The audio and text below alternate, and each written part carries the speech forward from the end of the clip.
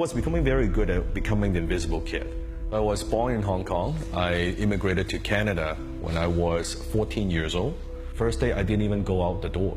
I was so afraid. I was one of the only 3 Chinese in my school. I was getting bullied, I was getting beat up, I was getting pushed around. I would never ask questions, they would put on my hand. Right after school, I would just grab my backpack, go to my locker, not look at anyone, not make any eye contact, and just go home. Shortly after that, my mom and dad got divorced when I was 16 years old. One day when I came home from school, my mom was staying in the bedroom, but she was talking on the phone with somebody. And then after the phone call, she opened up the door, and I could see, like, she was crying. I said, "Mom, is everything okay?" And she's like, "Well, you know, I was talking on the phone with the dad, and he just told me he went bankrupt, just filed for bankruptcy. He couldn't send us money anymore." My mom is always a very positive, it's just like an angel to me. But that's the first time in my entire life that I looked at my mom now in a country where she doesn't speak the language, son doesn't kind of going through high school. Her face, the hopelessness. I said, I don't care what effort it takes, I never want to see that again. I had no father figure, I had no role model. My father, quote unquote father figure, was when it was late night, I was watching a Bruce Lee movie.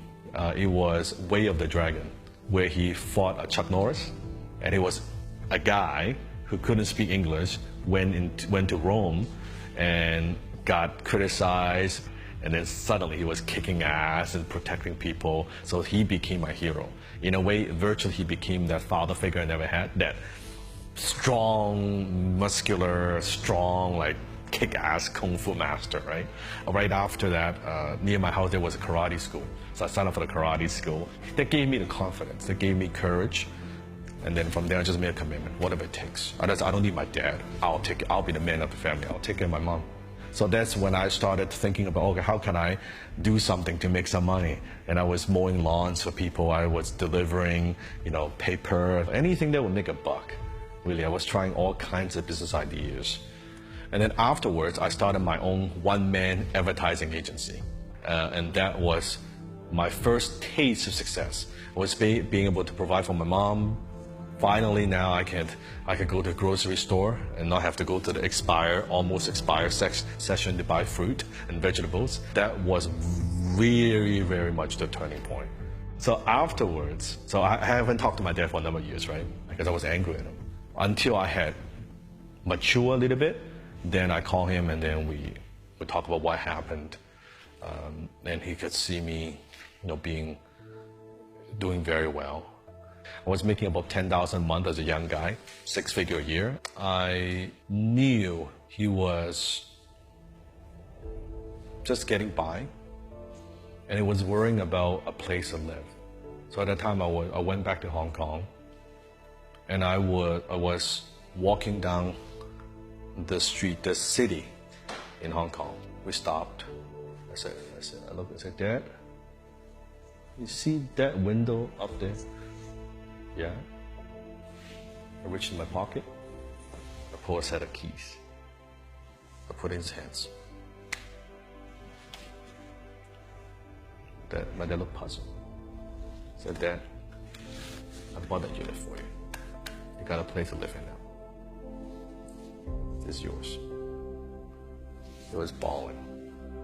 All he could say was, "Son, let's go get lunch." That look made everything worthwhile. At the time we talked, he said, "Next week, son, I'm going into the hospital for a regular checkup." And then I know the date after he did a checkup, I didn't get the call. I thought it was a bit strange. The next day, I got a call from my aunt. I picked up the phone, it was like 3 a.m., very late at night. "Your dad's in emergency." He said, "What happened?" "Well, he found that he needs surgery immediately. We need to operate him." But at the time, I was chasing the biggest deal I've ever done in my life. I said, I had to be in the US, I gotta finish this before I would come back, because it's a very important deal. I had to do a little video conference with my dad. I could see him in the hospital, hair all gray, he had this tube, he couldn't speak. So Dad, as soon as I finish, I will come back and see you. right? And I thought I would make him proud. I thought I would close the deal. I'd go to Hong Kong. I never thought about it. And that was the last time I talked to him. That was it. I never got to say goodbye. I never got to say anything. It's the biggest regret. It's truly the biggest regret. And I wish I knew I had. And from that point on,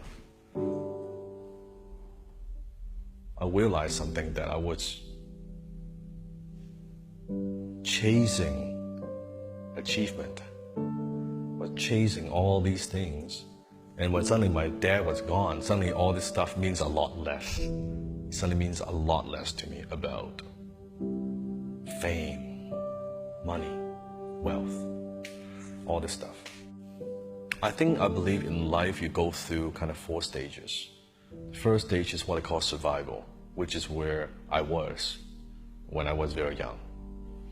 And then going from survival to security. You're paying the bills. You got a roof over your head, you got a car, you're taking care of your family. And then a percentage of the people would move to what I call stage 3, which is success. When you're successful, you don't just have everything you need, you have everything you want. And I operate in that phase, at that stage, for the first, I would say, 10 years of my career. And then after that incident, after my dad passed away, then I shift from success to significance. When you shift from success to significance, it's no longer just about you. It's no longer just about, hey, here's what I want. Here's what I want to have. Here's what I want to own. From a poor immigrant boy who couldn't speak a word of English, now my work is impacting people in 100 countries. It sounds so cliche, but it is. What's your legacy? What's your impact? What do you want to leave behind? What do you want to be known for after you're gone? Our society, we don't take the time to just slow down a bit to be grateful and find the little things to be grateful. The people around me, my family, my friends, my team, my students, every little thing. All the tragedy, all the mistakes, all the headaches, all the hardship. You might not like it, you would probably hate it, but you would look back and that would be the greatest thing that ever happened to you.